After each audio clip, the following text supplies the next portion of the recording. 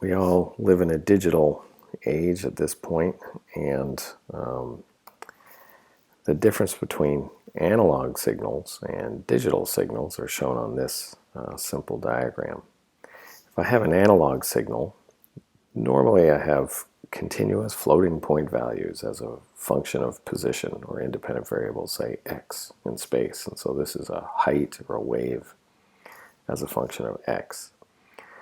I can make that signal digital by sampling that function at discrete points as a function of x and just recording the values.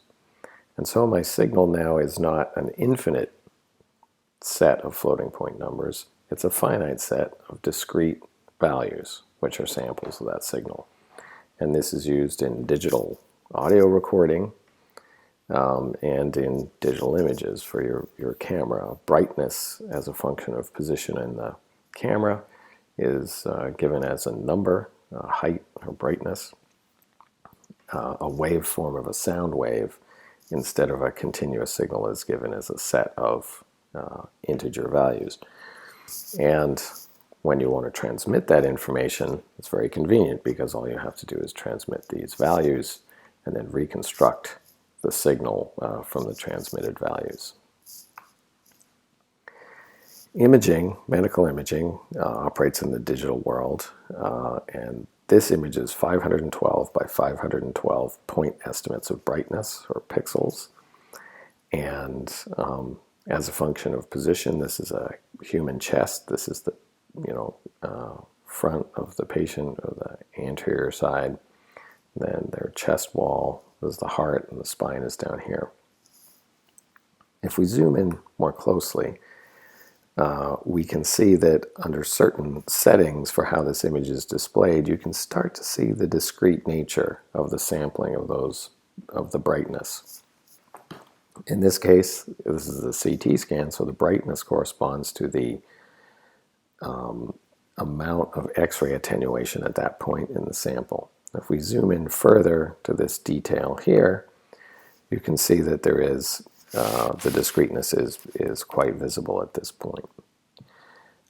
This way of displaying the image shows basically an artifact. The object is not composed of discrete sharp-edged boxes. This is just the way we're displaying those pixel values, but the spacing between the boxes gives you an idea of the sampling rate in samples per millimeter for the spatial resolution of that image.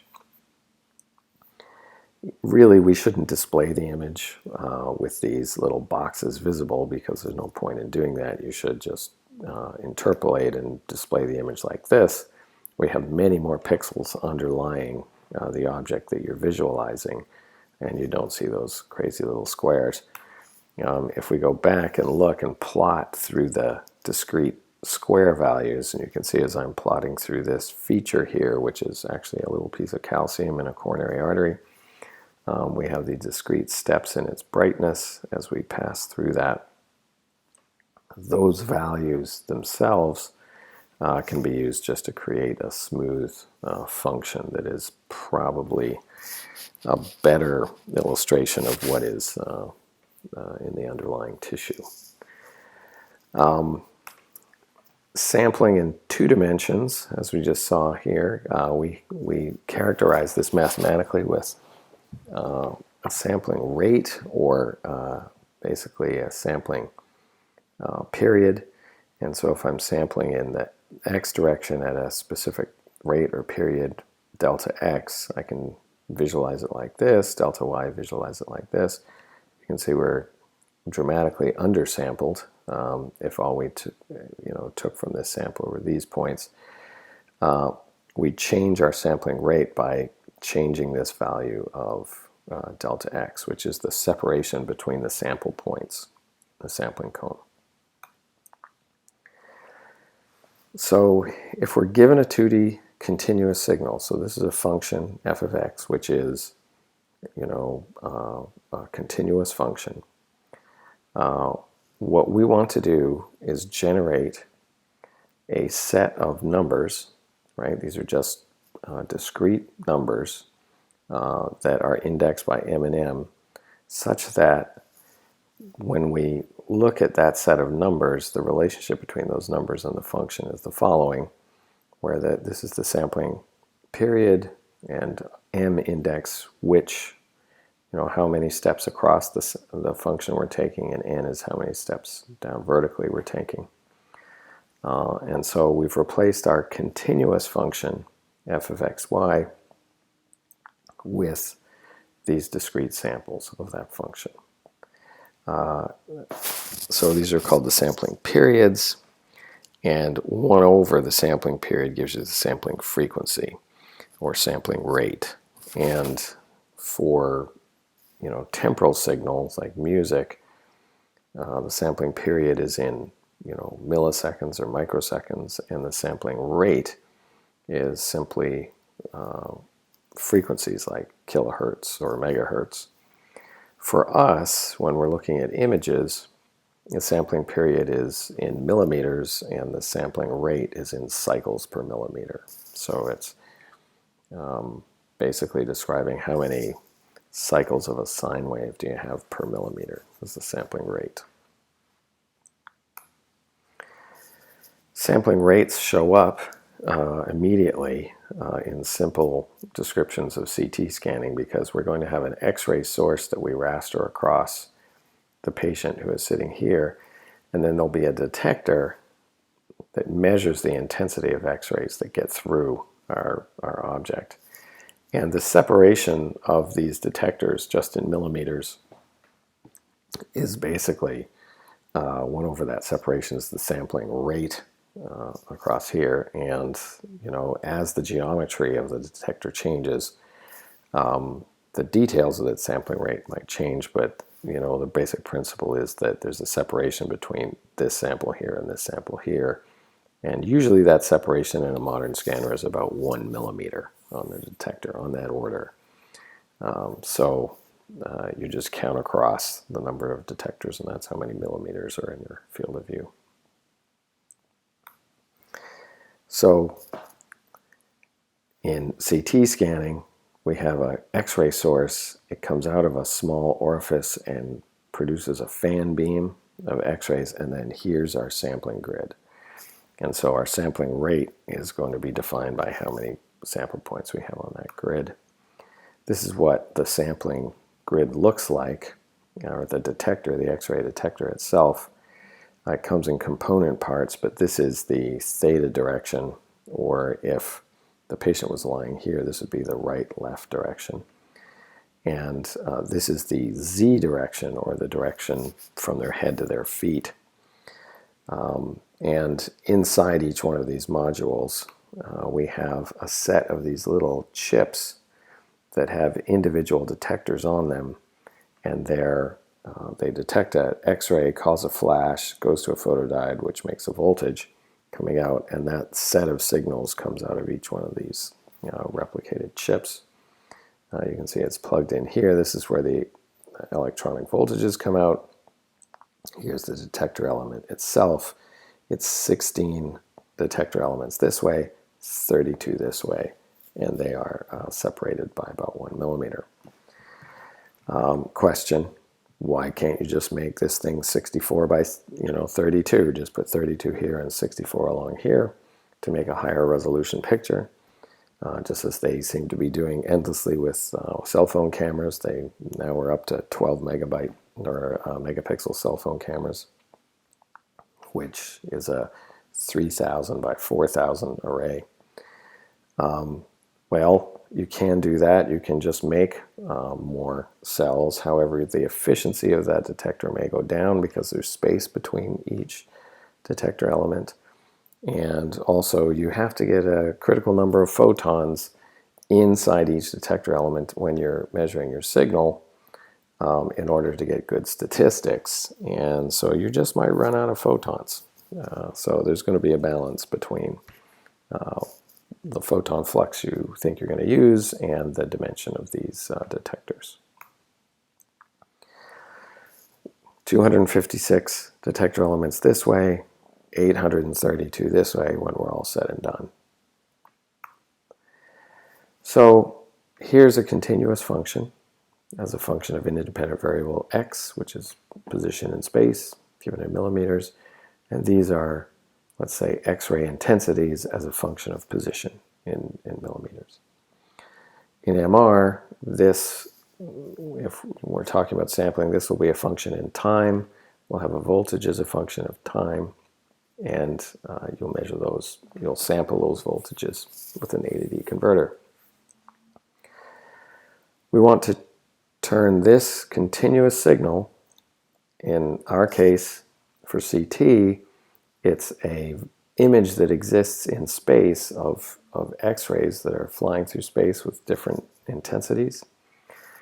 And we want to essentially convert it to these discrete samples. Okay, so our continuous function sampled at n points, at an nth point of delta x gives us a sequence of values as opposed to a continuous function. So we have a big question. How many samples do we have to take? Like, how finely do we have to sample this thing in order to have a high fidelity system, right? You can imagine if I sample very infrequently, I'm not really going to be able to tell you what this function is. So a more technical way of asking this question is, can we reconstruct the original continuous signal or the original continuous image from its discrete samples? So given just this sequence of numbers, this list of numbers, can I give you back this function? That's one way of asking that question. And then what are the consequences if you don't sample it well enough? If we undersample, does it cause artifacts, and what do they look like? So the example we will look at initially is a time domain sampling. And if we have this signal, which is, say, a voltage measured as a function of time, which is what we would measure in our receiver coil in an MRI experiment. And we look at the time base. This is 100 milliseconds here, zeros here, and then we start oscillating voltage. We're going to sample that voltage that is a function of time at some rate, capital Fs. And what we'll do is we'll take the Fourier transform, the 1D Fourier transform of this signal, time domain signal, to look at the amplitudes of the sines and cosines that are required to construct this signal from those sinusoids. So when we look at those amplitudes, that's what the Fourier transform gives us. We plot that normally as either an amplitude spectrum or a power spectrum. The power spectrum is just the amplitude of those coefficients squared. And so this is in time, this is in hertz or cycles per second, right? So if I look at an interval, say, from 0 to 100 milliseconds, and I have 100 full cycles in there, that's 1 cycle per millisecond, so that's 1 kilohertz is the frequency component. So I come to my Fourier spectrum, I say, okay, here's a kilohertz here, 1 kilohertz, and that would be the peak at that frequency.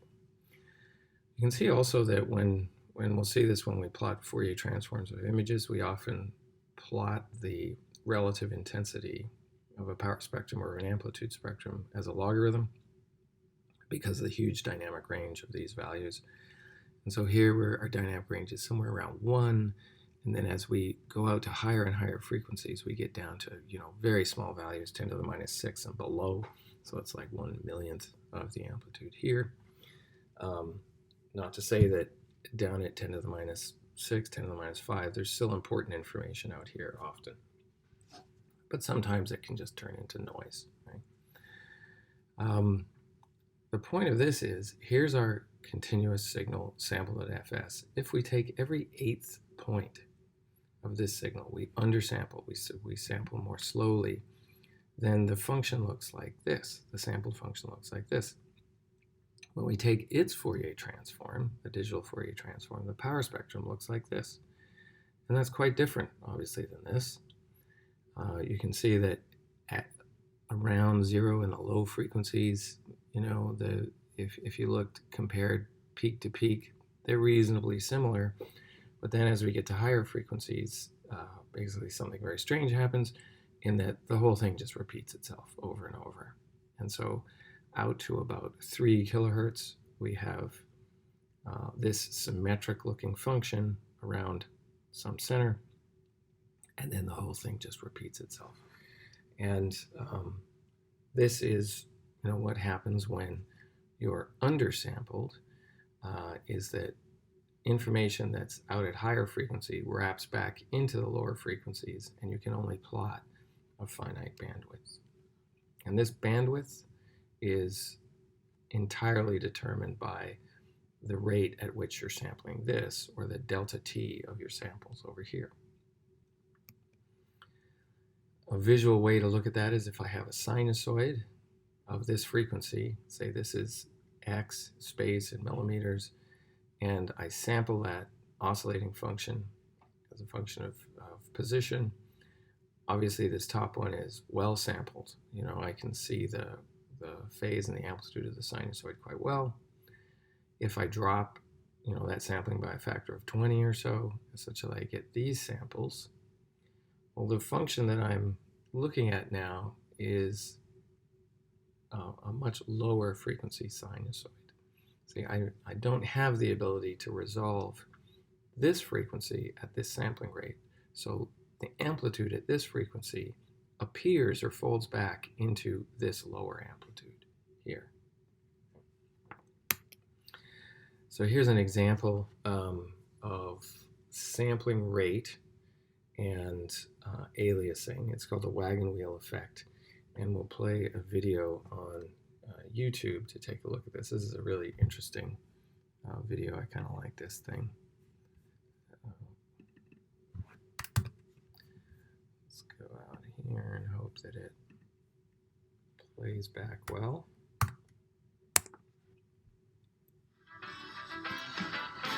Sorry about the music. Don't need that. So here you can see,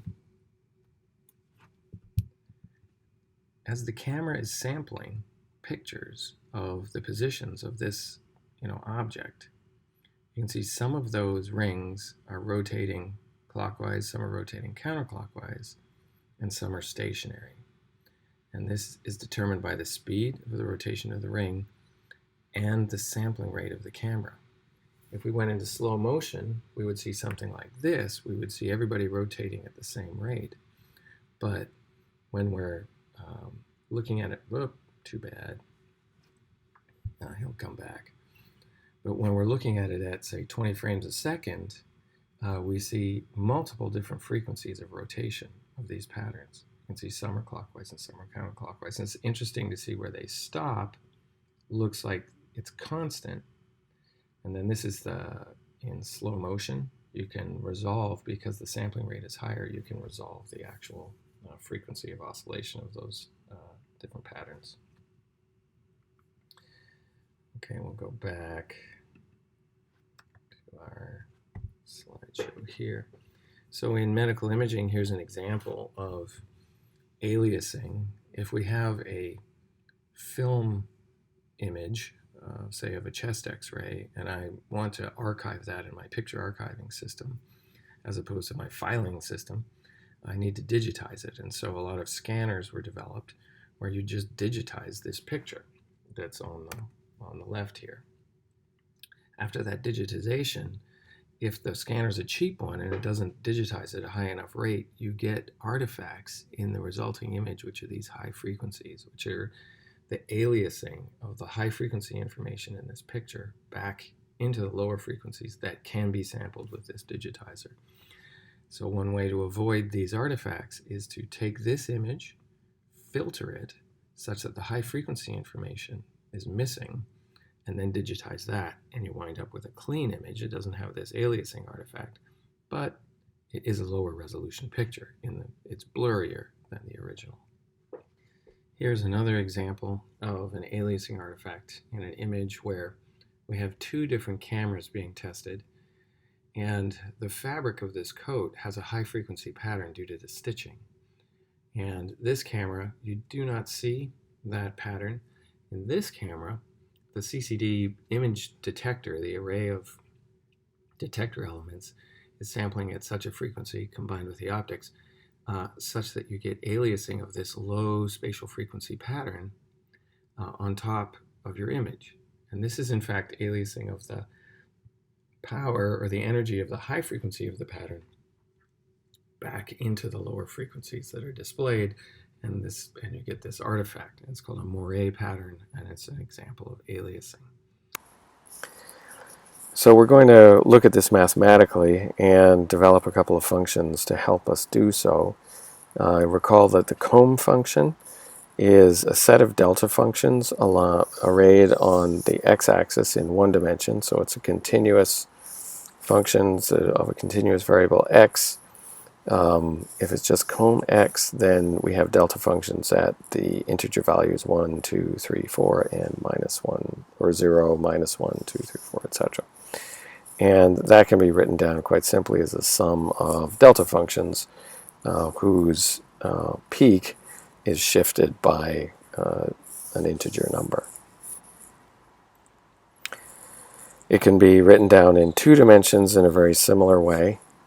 And then we can derive a function called the sampling function, which is close relative to the delta function, just by scaling where the non-zero values of the delta function fall. And so here I have the delta functions are sitting on the integers in the xy plane. In this case, I can have the delta function setting on a continuous grid with a separation of m delta x and delta y.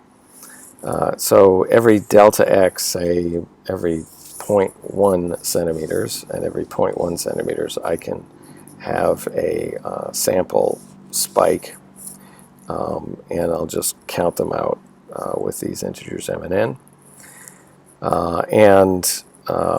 The relation to the comb function of this sampling function is just this equation here, just by looking at the analytical form of the comb function. A 1D version of the comb function looks like this. Again, it's just delta functions sitting on the axis separated by delta x. And we're going to use this 1D comb function to generate an analytical function which we call the sampled version of f of x. And that's shown here, where basically the weights or the heights of these delta functions are provided by the values of f of x at the discrete points that are separated by delta x. Now, to this point, this is our sampling function, which is it's a continuous function in x. So it is not itself a sequence or a list of finite list of values for digitizing our function. It's defined everywhere.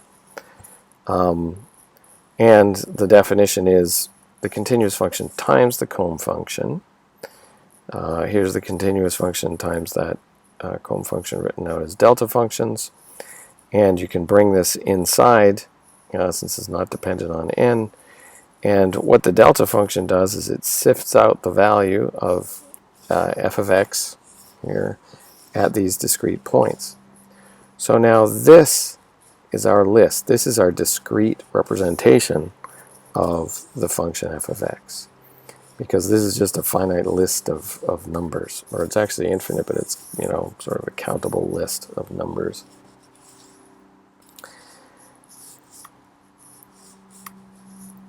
We can do the same thing. We can define the sample function in the plane, and what we get is a two-dimensional list indexed by m and m of these values of fxy at the points defined by the separation m delta xy and delta y. So we're going to need, in a moment, the Fourier transform of the comb function. So we'll just pause for a second and look at that. And recall that the Fourier transform of the comb function, or a set of delta functions, is itself another set of delta functions in Fourier space. So this is in space in millimeters, this is in cycles per millimeter.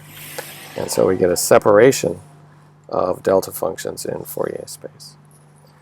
And if we look at what happens when we scale the comb function so that we can put our points at arbitrary points n delta x along the x-axis, and so this is the new comb function. The Fourier transform of that, using the properties of the Fourier transform, particularly scaling property on the dependent variables, we get a comb function in k-space that is separated at intervals of 1 over delta x. That's the Fourier transform of the comb function that is separated at delta x. We get a comb function where the peaks are separated at 1 over delta x.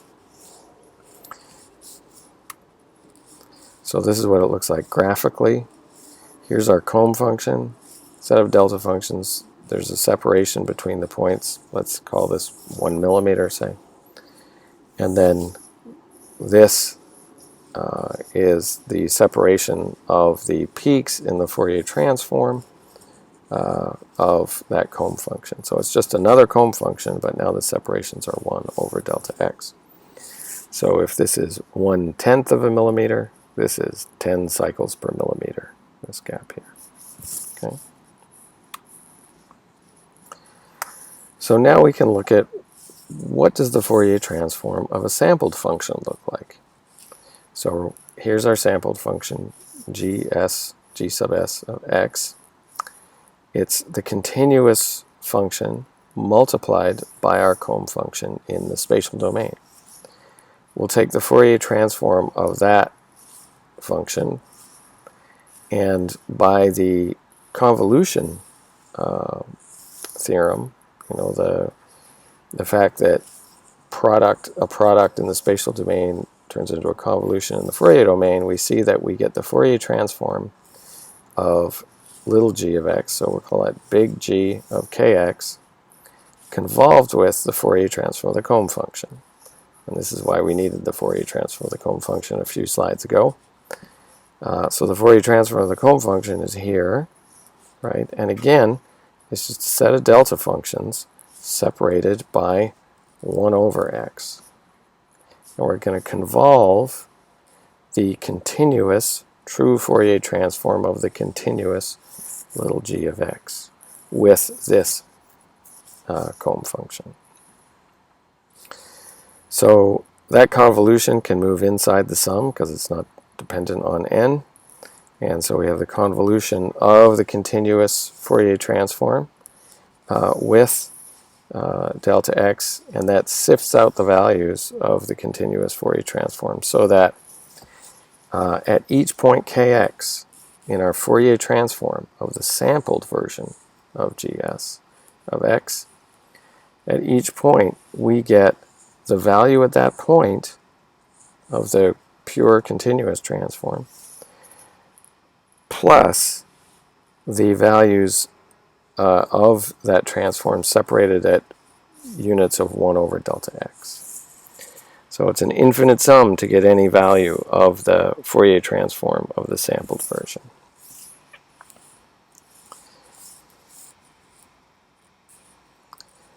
And so what that means is that if we have a function here, which is the Fourier transform of our continuous function, this is the gkx, and this is our frequency components in that Fourier transform. When we look at the Fourier transform of the sampled version, it isn't just this one thing, it is a whole sequence of versions of this, right? And they are replicated at the sampling rate 1 over delta x. So you can see now how it's going to be important what we choose in terms of our sampling period or our sampling frequency, right? If we sample with a very small gap between sample points, so delta x is very small, then the separation between these replicants will get very large. It'll move away. And any one of those replicants then will be a more accurate representation of the true underlying Fourier transform, GKX. In particular, if we know that our Fourier transform, our continuous Fourier transform of g of x, this GKX, is band limited, that means there are no higher frequencies than u or minus u, we can then set a criterion for how to sample little g of x such that when we take the Fourier transform of that sampled version, these replicants won't overlap at all. And so here's the continuous value Fourier transform, GKX. We have sampled such that the repeat of GKX, which is part of this sampled version of the Fourier transform, if the frequencies come down to 0 before they overlap, then this representation of the Fourier transform is not corrupted at all by these replicants. And so we can actually write down a very simple criterion. We say, if this is our total bandwidth, let's say we want to sample out here to 2 cycles per millimeter, right, is our highest spatial frequency that we know is in our object. Then the total bandwidth I have to worry about is -2 to 2 cycles per millimeter, or 4 cycles per millimeter. So if I set delta x to, or 1 over delta x to 4 cycles per millimeter, right, then I know that these will be separated broadly enough such that they're not going to overlap. And so this central one will be a good representation of the Fourier transform. That's called the Nyquist criterion. And it's quite simple. Our bandwidth, that we want to achieve has to be less than 1 over the sampling distance. Right? This can be called the sampling rate. 1 over delta x can be the sampling rate, say in cycles per millimeter, and this is the bandwidth in cycles per millimeter. If, on the other hand, we don't make that criterion, then what's going to happen is, if 1 over delta x is too small, the replicants move closer to our central copy here, and we start getting additions here. So our estimate of the Fourier transform is this plus this, which is going to be up here, and we'll get errors in the Fourier transform out at the edges. And then as this moves in closer and closer, eventually we'll see very low frequencies from this part of the first replicant blending in with these high frequencies. And we saw that happening with the spinning disk example. In 2 dimensions, it's basically the same thing. We need, if this is our central set of spatial frequencies in the image on the Fourier space, we need to separate the replicants of the transform in the Fourier plane such that we don't get these overlaps. And if we don't do that, if we undersample in either delta y or we undersample with delta x, then these replicants will move in and we'll start getting corrupted estimates of the Fourier transform. Let's go back to our example that we showed above. You can see now that this sine wave is oversampled. Actually, it's sampled very well. We have enough samples across the sine wave to know what the amplitude and phase of this thing is.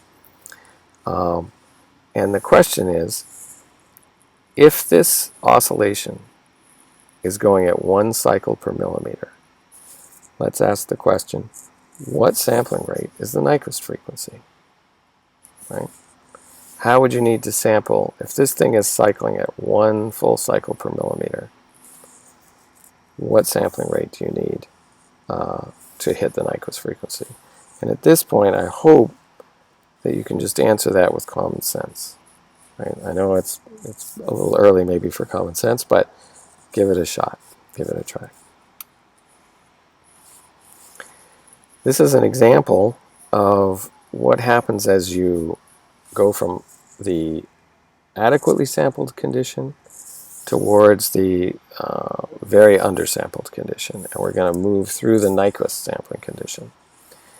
This is a plane wave, and it has a kx of 1. Let's call it 1 cycle per millimeter. So every millimeter as I walk along the plane, I go through 1 cycle of a sine wave. My delta x for this diagram is 0.1. So that means I get 10 estimates of that sine wave for every millimeter. So I get a nice smooth function when I'm going along here. It looks like a sine wave. It looks very much like that function. If I drop my sampling rate, or I increase my sampling period, delta x, to 0.2, the function looks like this now. It's still a reasonable representation of a sine wave. I have a peak, a trough, and a peak, and they're occurring at the correct position, and everything looks okay. So one assumes I'm adequately sampled with a delta x of 0.2 and a kx of 1. So you can kind of guess where we're going here. Like, what is the Nyquist criterion going to be? Here's 0.3. Delta x is 0.3, or 3 cycles per millimeter is approximately my sampling rate. Right? Here's 0.4, so it's 2.5 cycles per millimeter. And here's delta x at 0.5. Recall my wavelength. I have 1 cycle per millimeter. Now I have 1 sample point every half millimeter, or 2 sample points per millimeter. Right? So now I have a peak and a trough, and a peak and a trough, and a peak and a trough. And that's perfectly sampling up and down, up and down, up and down. Right? And this, in fact, is where we hit the Nyquist criterion. So it's 1 cycle per millimeter. My sampling rate has to be 2 cycles per millimeter in order to represent that sine wave adequately. When I go below the Nyquist, I start seeing interesting patterns that show essentially lower frequencies aliasing back into the representation of this waveform until finally, when I'm at 0.9, right, that's very close to complete overlap of the samples, and I'll talk about that in a second. You see this very low frequency wave, right? The underlying signal that we're sampling here, remember, is this, right? However, it is showing up as this. And the reason is we're just poorly sampled, right? We're almost only sampling once per millimeter, right? What happens if we do sample it once per millimeter? Well, we would sample here, here, here, here. So everything would be the same value. We would just get a constant, right? And that's complete overlap of those two versions of the Fourier transform, in the sense that DC is now overlapping with our highest frequency, right?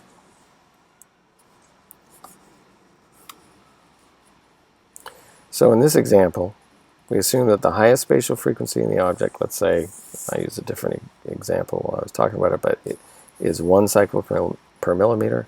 Therefore, the smallest spatial period is 1 millimeter, and the Nyquist theorem says you got to sample with twice that frequency, or 0.5 millimeters, so 2 samples per millimeter. Okay, and there it is.